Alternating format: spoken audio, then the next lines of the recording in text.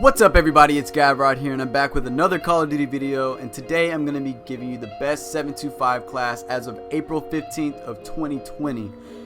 And for the people ahead of time, if it's nerfed, I'm sorry, but as of right now, we're going to go ahead and kick off the best attachments for this gun. Real quick, before we go ahead and get to the attachments, if you don't have all the attachments unlocked yet, as of Season 3 at Tier 42, there's a greenhorn. It's a pretty well balanced 725. It's really good to use if you just want to go ahead and push through to get all those attachments. But as of right now, we're going to go ahead and show off all the rest of the attachments. Alright guys, so for the muzzle we're going to go with the choke. And the choke adds a tighter pellet spread and it also adds damage range. The cons is unfortunately ADS speed. ADS is actually pretty important. But this is okay. It doesn't really hinder it that much, but it does add damage range. Damage range is probably the most important thing here. So we're gonna go move on to the barrel. The Tempest 32 competition. It also adds damage range and tighter pellet spread, but unfortunately it still brings down the ADS speed and movement speed, but that's okay. Like I said, it really doesn't hinder that much. So this one took me a while to get used to. The TAC laser, I don't really like using the TAC laser because it's visible to enemies, and if you are camping in a corner or anything that you're doing, because you gotta get up and close, and if you're in a corner they can see that through the door. But it adds ADS speed, the aiming stability, and aim walking steadiness. I'm not really worried about the aim walking steadiness. It's not really that big of a deal.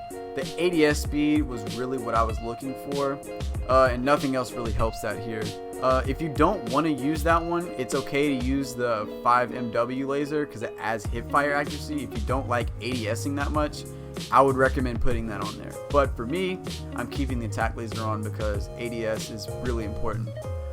So we're not using an optic. A lot of people use one. I'm not really into it, but if you do want to use one, I guess the Brownlee is okay. It adds a shit ton of range and accuracy, but I'm not really into it. It lowers the ADS speed. We're not going to use a stock. It's not really needed. If anything, if you really want to use one, I guess I would go with the Tempest Sport. Like I said, the green horn, it comes with that automatically, so you can go ahead and use that if you unlock the green horn. Nobody gives a shit about perks. For the guard, we're going to use the Tempest Slim Grip. It adds the ADS and sprint to fire speed, so nobody likes running slow, so sprint to fire speed is really important. ADS speed, already talked about it. Aiming stability, really not that big of a deal unless you're just sitting there aiming for a long period of time. So other than that, it's not really a big deal.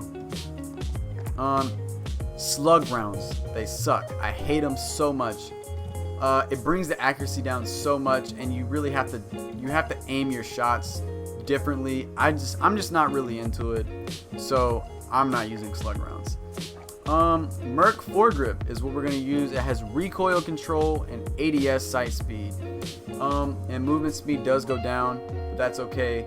The recoil control, I guess it kind of helps if you have to double shot somebody. If you do hit somebody in the wrong spot or you miss them and you want to go for that second shot really quick, then I would recommend having that recoil control, which is why I put on that Merc foregrip.